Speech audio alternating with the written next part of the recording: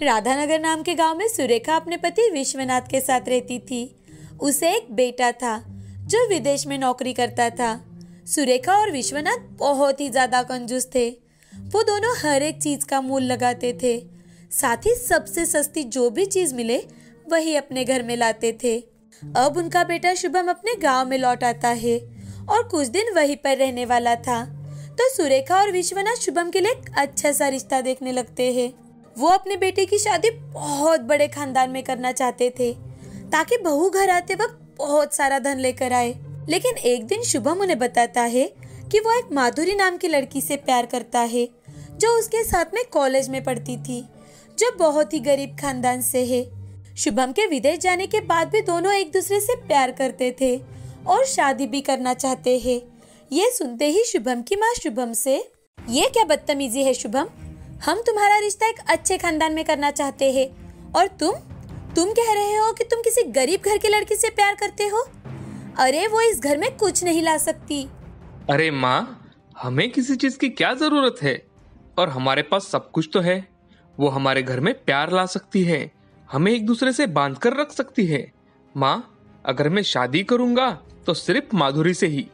अरे बेटा जरा सोचो तो, अमीर घर की लड़की अगर हमारे घर में आएगी तो वो सोना चांदी पैसा सब कुछ लेकर आएगी। अपनी माँ की बातें सुनने के बाद भी शुभम अपनी जिद पर ही अड़ा हुआ था। तो ना चाहते हुए भी सुरेखा और विश्वनाथ को शुभम की जिद के आगे झुकना ही पड़ा और उन दोनों की शादी करवानी ही पड़ी। सुरेखा और विश्वनाथ ने माधुरी और शुभम की शादी बड़े ही साधारण तरीके से करवाई। वो शादी में ज्यादा पैसा खर्चा नहीं करना चाहते थे। अब शादी के कुछ ही दिनों बाद सुरेखा माधुरी को घर से बाहर निकालने के लिए अलग अलग पैंतरे इस्तेमाल करने लगी। जैसे कि जब भी माधुरी खाना बनाती और उसे ढककर अपने कमरे में जाती तो सुरेखा वहां पर जाकर उसमें एक तो नमक ज्यादा डाल देती या फिर लाल मिर्च ज्यादा इस्तेमाल करती, और जब भी वो खाना खाने बैठती तो तमाशा शुरू कर देती थी। एक दिन की बात है, हमेशा की तरह अपना काम खत्म कर माधुरी अपने कमरे में चली जाती है। कुछ वक्त बीत जाने के बाद सभी खाना खाने के लिए डाइनिंग टेबल के पास आते हैं और खाना शुरू करते हैं। पहला निवाला खाते ही सुरेखा, ये क्या है माधुरी, ये क्या बनाया है तुमने, इसमें तो सिर्फ मिर्च लग रही है। ऐसा लग रहा है कि किसी ने पानी में मिर्च डालकर खिलाया हो। तुझे तो ठीक से खाना भी बनाना नहीं आता। अरे अब तो ये हर रोज का हो गया है।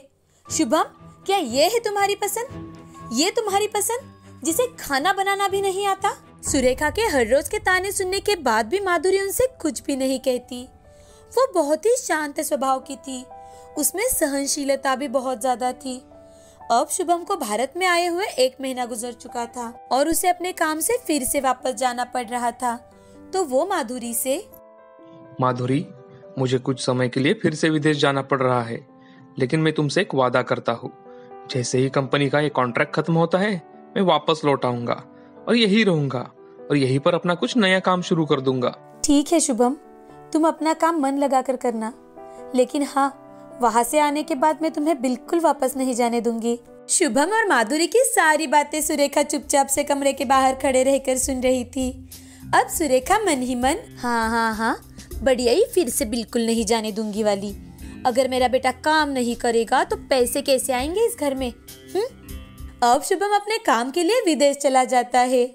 2-3 दिन बीत जाने के बाद एक दिन माधुरी अपने सारे काम खत्म कर अपने कमरे में टीवी देख रही थी तो उसे देख सुरेखा जोर जोर से चिल्लाने लगती है, अजी सुनते हो, टीवी देखने के अलावा भी और कोई काम है आपको। सुरेखा जोर जोर से बातें कर रही है।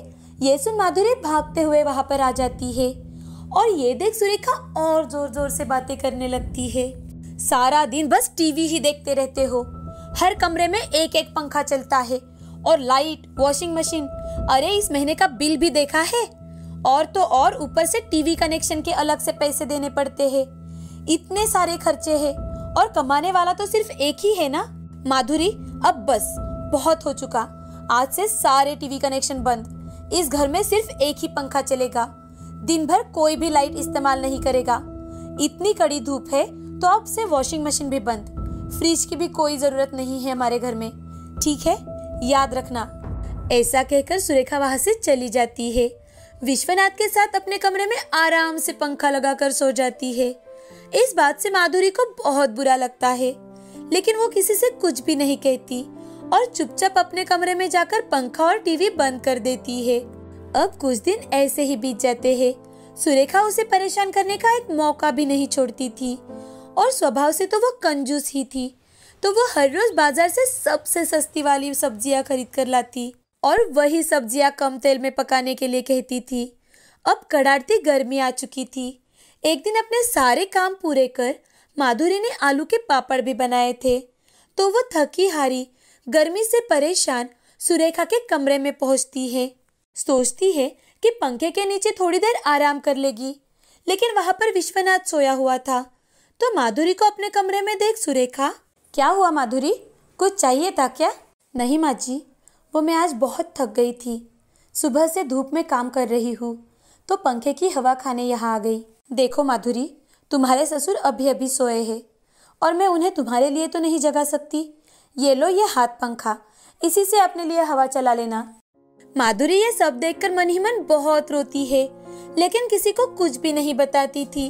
एक दिन माधुरी घर की साफ सफाई कर रही थी कि तभी उसे साड़ी वाले की आवाज सुनाई दी। उसे सुन माधुरी ने उसे आवाज लगाई और साड़ियाँ देखने लगी कि तभी सुरेखा वहां आ जाती है और वो माधुरी से, माधुरी इसे क्यों बुलाया? माँ जी, मेरी कुछ साड़ियाँ खराब हो चुकी है, तो मैं सोच रही थी कि क्यों ना एक आध साड़ी ले लूं।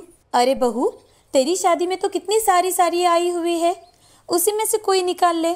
तुझे कितनी बार कहा है कि महंगाई बहुत ज्यादा बढ़ चुकी है, फिजूल के खर्चे मत किया कर, लेकिन तू है कि सिर्फ खर्चे पर खर्चे ही किए जा रही है। माधुरी को सुरेखा की बात बहुत दुख पहुंचाती है, लेकिन वो कुछ भी नहीं कहती और रोते रोते घर के अंदर चली जाती है। तभी वो साड़ी वाला सुरेखा से, अरे बहन जी, आपकी बहू का इतना मन है तो ले लीजिए ना एक साड़ी, इतनी ज्यादा महंगी भी तो नहीं है। हाँ पता है, तुम्हारी बताने की कोई जरूरत नहीं है। हमारी बहू उसके मायके से आते वक्त कोई खजाना नहीं लेकर आई है कि आए दिन उसे कुछ न कुछ खरीद कर दे दूं। चलो जाओ यहाँ से। अब कुछ दिन ऐसे ही बीत जाते हैं। एक दिन माधुरी की माँ माई उसे मिलने के लिए माधुरी के ससुराल में आती है। उन्हें देख सुरेखा मन ही मन, हे प्रभु, पता नहीं इतनी महंगाई में यहाँ पर क्यों आई होंगी। माधुरी के माँ आते वक्त खूब सारे फल, ताजी सब्जियाँ और कुछ लड्डू लेकर आई थी। वो साइड में रखकर माई माधुरी से, माधुरी बेटा, तुम तो दिन ब दिन बहुत ही खराब होती जा रही हो। अपने आप की ओर देखा भी है? जिस दिन दामाद जी घर आएंगे तो तुम्हें ऐसे देखकर वो बहुत दुखी हो जाएंगे बेटा। माँ, क्या बताऊँ तुम्हें, ये मेरी सास बहुत ही ज्यादा कंजूस और घमंडी है। वो घर में दिन हो या रात पंखा भी नहीं चलाने देती। पूरा दिन काम कर कर के थक जाती हूँ माँ, और बाजार से सबसे सस्ती वाली सब्जियाँ उठा कर लाती है, और फल वो तो कभी नहीं आते हमारे घर में। माधुरी की सारी बातें सुरेखा ने सुन ली, तो वो आगे आकर, देखिए समधन जी, अगर आपको कोई एतराज हो तो आप आपकी बच्ची को यहाँ से लेकर चले जा सकते हैं, नहीं तो आप ही उसके लिए फल और ताजी ताजी सब्जियाँ लेकर आइएगा। जी वो तो मैं अपने गांव से ही लेकर आई हूँ, ये लीजिए।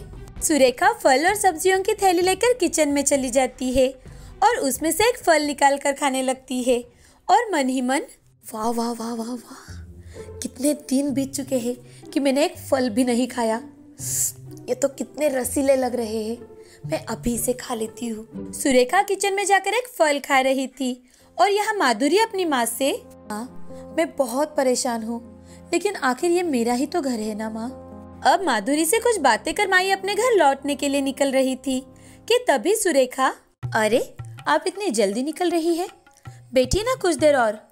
वो क्या है ना कि चाय बना रही थी, लेकिन चाय की पत्ती ही खत्म हो चुकी है घर में से। कोई बात नहीं समधन जी, मैं चलती हूँ। अब ऐसे ही 6 महीने गुजर चुके थे। शुभम अपने देश में वापस लौटने वाला था कि अचानक से काम करते करते एक दिन माधुरी को चक्कर आ जाता है और वो नीचे गिर जाती है। तो उसे बेड पर लिटाकर सुरेखा डॉक्टर को कॉल करती है और उन्हें वहीं पर बुलवाती है। अब डॉक्टर सुरेखा से, अरे माँ जी, इनके शरीर में तो विटामिन और कैल्शियम की बहुत कमी है, इसलिए इन्हें ये चक्कर आ रहे हैं। डॉक्टर साहब, अब इसके इलाज में कितने रुपए खर्च होंगे? 1000-2000 रुपए की दवाइयाँ हो जाएगी माँ जी। डॉक्टर के बाहर जाते ही सुरेखा मन ही मन, अरे अगर मैं इस पर 1000 से 2000 रुपए खर्चा करूंगी तो कैसे चलेगा? हमारा तो पूरा बजट ही बिगड़ जाएगा। मैं ऐसा करती हूँ कि मैं इसे घर के नुस्खे इस्तेमाल करके ही अच्छा कर देती हूँ। अब सुरेखा माधुरी को बहुत सारा पानी पिलाने लगी और खाने में वैसे ही रोज की तरह सस्ती वाली सब्जियाँ, सस्ते वाले फल वही लाकर खिलाने लगी। लेकिन माधुरी की तबीयत दिन ब दिन खराब ही होती जा रही थी कि तभी एक दिन शुभम घर वापस लौटता है। वो घर आते वक्त बहुत ज्यादा खुश था, लेकिन सुरेखा और विश्वनाथ बाजार में गए हुए थे। माधुरी घर में अकेली ही थी और माधुरी को बीमार देख वो बहुत दुखी हो जाता है। वो माधुरी से, अरे माधुरी, ये सब क्या है? तुम कितनी खराब हो चुकी हो? तुम्हारी तबीयत को क्या हुआ है? और माँ पिताजी कहाँ है? तुम्हें इस हालत में रखकर वो कहाँ चले गए? शुभम को घर आया देख माधुरी जोर जोर से रोने लगती है और उसके पास जाने की कोशिश करने लगती है, लेकिन वो अपनी जगह से उठ भी नहीं पाती। ये देख शुभम उसके पास जाकर बैठता है। तभी माधुरी शुभम से, जी वो माँ जी और पापा जी बाहर बाजार गए हैं। अब माधुरी रोते रोते शुभम को सारी बात बताती है। शुभम उसे तुरंत ही अस्पताल लेकर जाता है और उस पर इलाज करवाना शुरू करता है। यहाँ सुरेखा और विश्वनाथ घर आते हैं और माधुरी को देखने लगते हैं। तभी शुभम अस्पताल से घर लौटता है। शुभम को सामने खड़ा देख सुरेखा और विश्वनाथ डर जाते हैं और शुभम अपनी माँ से, अरे माँ, माधुरी कहाँ है? मैं आप सबके लिए बहुत सारी चीजें लेकर आया हूँ। शुभम घर आते ही माधुरी के बारे में पूछ रहा है। ये सुन सुरेखा और विश्वनाथ बहुत डर जाते हैं। वो शुभम से, बेटा वो हम बाजार गए थे, माधुरी घर पर ही थी और पता नहीं अब कहाँ चली गई, हम उसी को ढूंढ रहे हैं। माँ, पिताजी, आप दोनों उसे बीमारी की हालत में छोड़कर बाजार में चले गए। क्या आप उसका अच्छे अस्पताल में इलाज नहीं करवा सकते थे? आपको पता भी है माधुरी को आज आईसीयू में रखा गया है। उसकी तबीयत बहुत ज्यादा खराब हो चुकी है। डॉक्टर ने उसके बचने की भी आशंका बताई है। पता नहीं आपका ये घमंड, आपकी ये कंजूसी कब खत्म होगी। अगर मेरी माधुरी को कुछ हुआ ना, तो ये समझ लेना कि आपका बेटा भी इस दुनिया में नहीं है। फिर कभी मुझसे मिलने की भी कोशिश मत करना, मुझसे बात भी मत करना तुम। शुभम के ऐसे कहते ही सुरेखा और विश्वनाथ की आंखें खुल जाती है। उन्हें अपनी गलती का एहसास हो जाता है। अब वो दोनों शुभम से माफी मांगते हैं और अस्पताल जाकर माधुरी के लिए दुआ भी करते हैं, साथ ही उसकी सेवा भी करते हैं। कुछ ही दिनों में माधुरी अच्छी हो जाती है और घर लौटती है। तब सुरेखा माधुरी से, माधुरी हमें माफ कर देना बेटा, मैंने तुम पर बहुत ज्यादा जुल्म उठाए हैं, लेकिन तुमने आज तक उफ तक नहीं किया। हमने हमेशा कंजूसी की, साथ ही हमें इस बात का बहुत ज्यादा घमंड था कि हमारा बेटा विदेश में काम करता है और उसे बहुत सारी तनख्वाह मिलती है। हमारी कंजूसी और घमंड के कारण ही हमने हमारे घर की लक्ष्मी से एक काम वाली की तरह बर्ताव किया। इसीलिए हमें माफ कर देना बेटा। आज के बाद जैसा शुभम हमारे लिए है, वैसे ही तुम भी हमारी बेटी हो। राधानगर नाम का एक राज्य था, जहाँ के महाराज सुदर्शन बहुत ही उदार दिल और प्रजा का ख्याल रखने वाले इंसान थे। लेकिन महाराज की कोई संतान नहीं थी। जब भी महाराज की मन की स्थिति खराब होती थी, तो वो शिकार करने के लिए जंगल में अपने कुछ साथियों को लेकर चले जाते थे। ऐसे ही एक दिन महाराज शिकार करने के लिए निकलते हैं। घोड़े पर बैठकर वो जंगल में काफी अंदर तक जा चुके थे, जहाँ महाराज को एक आश्रम दिखाई पड़ता है। वो देख महाराज सैनिक से, पता करो यहाँ पर आश्रम किसने बनवाया है। जो आज्ञा महाराज। सैनिक वहाँ से आश्रम के अंदर जाता है और सारी जानकारी लेकर महाराज के पास आता है और महाराज से, महाराज ये आश्रम किसी ऋषि आगाज जी का है, जो एक सिद्ध पुरुष माने जाते हैं। अच्छा, तो हम भी उनसे मिलना चाहते हैं। अब महाराज ऋषि मुनि से मिलने के लिए उनके आश्रम में चले जाते हैं। वहां जाकर उनसे आशीष लेते हैं। वो ऋषि एक सिद्ध पुरुष थे, तो उन्हें महाराज के अंदर की बेचैनी झट से पता चल जाती है। वो महाराज से, राजन ये प्रसाद लो और तुम घर जाकर ये प्रसाद अपनी पत्नी को खिला देना। इस प्रसाद के कारण तुम्हारे राज्य के लिए तुम्हें 6 वारिस मिल जाएंगे और तुम्हारी प्रतिष्ठा भी बढ़ जाएगी। लेकिन ये बात हमेशा याद रखना, तुम और तुम्हारी पत्नी कभी किसी के साथ बुरा बर्ताव नहीं करोगे। राज्य के हर एक आदमी की जिम्मेदारी तुम्हारी होगी। तुम्हारे पास सब कुछ आ जाने के बाद भी तुम सिर्फ ऐशो आराम की जिंदगी नहीं जियोगे, हर इंसान को एक समान स्थान दोगे। जी ऋषिवर, मैं आपका बहुत आभारी हूँ। मैं हमेशा आपके कहे हुए रास्ते पर ही चलूंगा। अब महाराज ऋषि का आशीष लेकर महल वापस लौट आते हैं और अपनी पत्नी उर्मिला को घटी सारी घटनाएं बताते हैं। और उस ऋषि का दिया प्रसाद खाने के बाद महारानी उर्मिला कुछ ही सालों में 6 पुत्र और 1 पुत्री को जन्म देती है। अब वो सभी धीरे धीरे बड़े होते हैं। महाराज की दिन ब दिन प्रतिष्ठा बढ़ती ही जा रही थी। उसके पुत्र अब राज्य संभालने की जिम्मेदारियों को पूरा करने के लिए दूर देश में चले जाते हैं। यहाँ महाराज सुदर्शन की पत्नी उर्मिला को अपने पति की प्रतिष्ठा पर गर्व होने लगा था। अब वो गरीबों को अपने पैरों की धूल समझने लगी थी, तो सभी दास दासियां महारानी से बात करने से भी डरने लगी थी। अब एक दिन महाराज ऋषि की कोई बात भूले तो नहीं, इसकी परीक्षा लेने के लिए ऋषि भिखारी का रूप लेकर महाराज सुदर्शन के राज्य में आते हैं और महल के सामने आकर एक सैनिक से, भाई मुझे महाराज जी से मिलना है। तुम जो भी हो इस राज्य में नए नजर आ रहे हो भाई, कौन हो तुम? मैं वही हूँ बेटा, जिसके प्रसाद के कारण तुम्हारी रानी को 6 पुत्र और 1 पुत्री हुई है। क्या पागल तो नहीं हुए तुम? तुम्हें देखकर कोई भी पहचान जाएगा कि तुम एक भिखारी हो। देखो बेटा, किसी के पहनावे से तुम उसकी पहचान तो नहीं कर सकते ना। तभी महारानी जी बाहर से अपनी सहेलियों के साथ डोली में बैठकर आ रही थी। ये देख सैनिक उस ऋषि से, महाशय आप यहाँ पीछे आ जाइए, मैं आपकी मुलाकात महाराज से करवा दूंगा, लेकिन उसके पहले आप यहाँ पीछे आ जाइए। महारानी जी आ रही है, अगर उन्होंने आपको यहाँ देख लिया तो वो बहुत गुस्सा हो जाएगी। ऐसा कभी नहीं होगा बेटा, मैं महाराज से बाद में मिल लूंगा, पहले तो मैं महारानी जी से ही मिलना चाहता हूँ।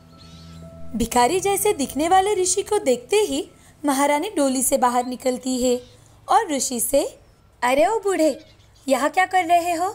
चलो निकलो यहाँ से। महारानी की यह बात सुनकर ऋषि को बहुत ज्यादा गुस्सा आ जाता है। तभी ऋषि अपने असली रूप में आ जाते हैं और असली रूप में आकर महारानी से, तुम्हें अपने आप पर बहुत घमंड आ चुका है महारानी। याद रखना, अगर मेरी कृपा से तुम निपुत्रिक से पुत्रिक हो सकती हो तो मेरे श्राप से तुम्हारी ये सारी प्रतिष्ठा भी चली जाएगी, तुम्हारी ये जिंदगी पूरी तरह से बदल जाएगी। मेरी ये बातें याद रखना। ऋषि की ये बात सुनकर महारानी को कोई फर्क नहीं पड़ता। वो अपने आप से, बड़ा आया मुझे शाप देने वाला। अब वो सैनिक से, सैनिक इसे इस राज्य से बाहर निकाल दो, अगर आगे से ये इस राज्य में नजर भी आया तो याद रखना। अब ऋषि वहाँ से खुद ही चले जाते हैं। ऋषि गुस्से से जा रहे देख उर्मिला की बेटी मायावती ऋषि के पास जाकर उनसे शांतिपूर्वक बात करती है, तो ऋषि उसे आशीष देकर वहाँ से चले जाते हैं। कुछ ही दिनों में मायावती की शादी एक अमर सिंह नाम के महाराज से हो जाती है और दूसरी ओर महारानी के बुरे बर्ताव के कारण महाराज सुदर्शन के राज्य का राज शुरू हो जाता है। राधानगर पर अब महाराज सुदर्शन के दुश्मनों ने हमला बोल दिया था, जिसमें महाराज सुदर्शन की हार हो चुकी थी। अब वो यहाँ वहाँ दर बदर घूमने लगे थे। गांव से दूर एक झोपड़ी बनाकर उसी में अपने एक वफादार के साथ दिन बिता रहे थे कि एक दिन महाराज मन ही मन, अगर मैं मेरी बेटी माया के पास जाऊं तो वो जरूर मेरी मदद करेगी। वो अकेले ही चलते चलते अपनी बेटी मायावती के राज्य में प्रवेश करते हैं। ये देख एक सैनिक भागते हुए महाराज अमर सिंह के पास पहुंच जाता है और धीरे धीरे से उनसे, महाराज, महारानी जी के पिताजी का इस राज्य में प्रवेश हो चुका है और वो मुझे बहुत थके हारे लग रहे हैं। तुम तुरंत ही महाराज सुदर्शन जी के लिए रथ लेकर जाओ और उन्हें पूरे निष्ठा के साथ यहाँ ले आओ। अब महाराज सुदर्शन अपनी बेटी से मिलने आए थे। कुछ दिन बड़े अच्छे से काटने के बाद महाराज सुदर्शन अपने घर वापस लौटने के बारे में कहते हैं, तो महारानी मायावती महाराज सुदर्शन की कुछ मदद हो सके इस हेतु सोने से भरे 2 घड़े देती है। सोने से भरे घड़े लेकर महाराज सुदर्शन खुशी खुशी अपने घर लौटते हैं और अपनी पत्नी के हाथ में वो घड़े रख देते हैं। जैसे ही महारानी उर्मिला वो घड़ा खोलती है तो उसमें भरा सोना पूरी तरह से कोयले में बदल चुका था। ये देख महाराज और महारानी की पत्नी उर्मिला हैरान हो जाते हैं। अब महारानी उर्मिला जो पूरी तरह से बर्बाद हो चुकी थी, वो महाराज से, महाराज मुझे लगता है कि ये सब मेरी गलती के कारण ही हो रहा है। महल में आपसे मिलने आए एक इंसान को भिखारी समझकर मैंने उसे बहुत भला बुरा कहा था। मुझे लगता है हमें उनसे माफी मांगनी चाहिए। आपको तो उनका आश्रम पता है ना, हम उन्हें वहीं जाकर मिलेंगे और उनसे माफी मांगेंगे तो शायद सब कुछ पहले जैसा हो जाए। अब महाराज और महारानी दोनों मिलकर ऋषि आगास के आश्रम में चले जाते हैं। वहां जाकर वो उनसे माफी मांगते हैं और महारानी ऋषि आगास से, हे ऋषिवर, मुझे क्षमा कर दीजिए। मेरी गलती के कारण हमारा पूरा राज्य क्रूर राजा के हाथ में चला गया है। मुझे अपनी गलती का एहसास हो चुका है। इसके आगे कभी भी मैं अपनी प्रतिष्ठा पर गर्व नहीं करूंगी। मुझे क्षमा कर दीजिए ऋषिवर। अब धीरे धीरे सब कुछ महाराज के पास लौट आता है और सब कुछ पहले जैसा हो जाता है। अब राज्य में सभी खुशी खुशी रहने लगते हैं। दोस्तों, इस कहानी से हमें ये सीख मिलती है कि चाहे हमारी प्रतिष्ठा कितनी भी ज्यादा बढ़ जाए, हमारे पास कितनी भी संपत्ति आ जाए, हमें उस पर गर्व नहीं करना चाहिए। किसी भी चीज का गर्व हमें समुंदर की खाई में ढकेल देता है।